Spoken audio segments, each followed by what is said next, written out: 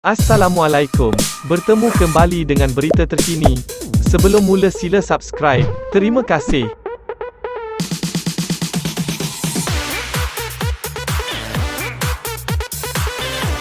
Mahkamah Tinggi di Kuala Lumpur hari ini diberitahu bahawa sejumlah 45.8 juta ringgit telah dipindahkan ke dalam akaun peribadi ambang Datuk Seri Najib Tun Razak melalui Vista Equity International Partners Latat, Barbados antara Oktober dan Disember 2014.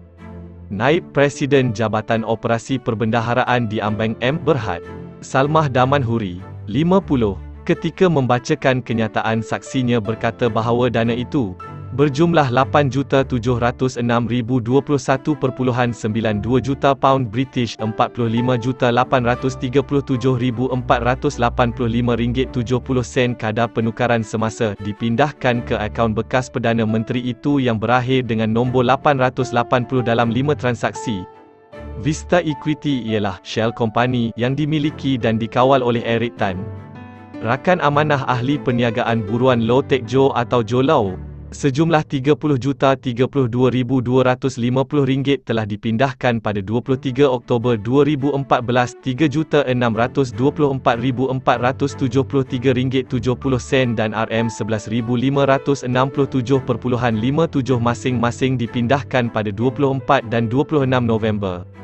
Dua transaksi lain RM5,360,065 dan RM6,809,129.43 berlaku pada 10 dan 18 Disember, kata saksi pendakwaan ke-23 itu semasa perbicaraan bekas Perdana Menteri berhubung penyelewengan dana RM2.3 bilion daripada One Malaysia Development Berhad 1MDB. Salmah mengesahkan 5 dokumen, yang kesemuanya menunjukkan pemindahan daripada Vista Equity melalui Amikorp Bank dan Trust Latat, Barbados melalui Standard Chartered Bank, London sebelum ia sampai ke akaun Amprivata Banking 1 Mai sama, yang berakhir dengan 880.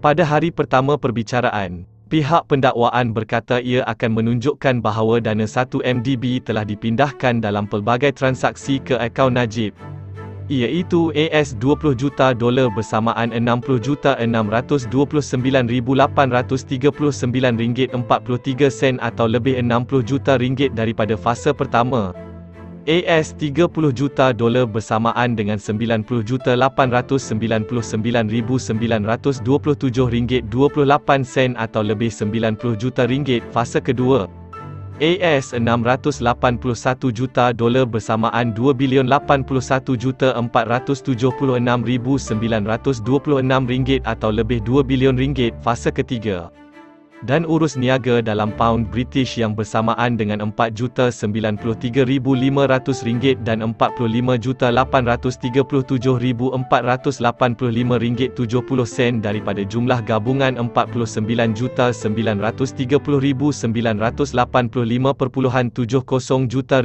atau lebih RM49 juta fasa keempat.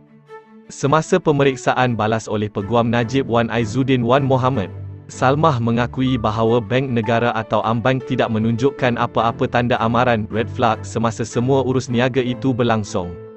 Beliau seterusnya berkata beliau tidak sedar bahawa akaun yang berakhir dengan 880 itu adalah milik Najib pada masa itu, dan beliau hanya mengetahuinya semasa siasatan oleh pihak berkuasa. Saksi itu juga memberi keterangan bahawa dia tidak dapat mengesahkan bahawa urus niaga pertukaran asing itu datang daripada Najib kerana jabatannya berurusan dengan pengurus perhubungan pemegang akaun berhubung urus niaga ini.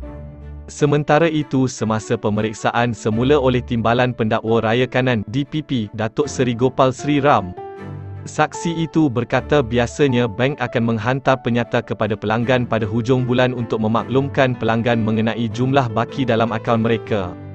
Kepada soalan lain oleh DPP Najwa Bistamam, saksi itu berkata Najib tidak pernah membangkitkan sebarang laporan terhadap transaksi berkenaan kepada bank. Najib, 68, berdepan 4 pertuduhan iaitu menggunakan kedudukan beliau untuk memperoleh suapan berjumlah RM2.3 bilion dana 1MDB dan 21 pertuduhan pengubahan wang haram membabitkan jumlah yang sama. Perbicaraan di hadapan Hakim Datuk Colin Lawrence Siquerah bersambung. Terima kasih kerana menonton.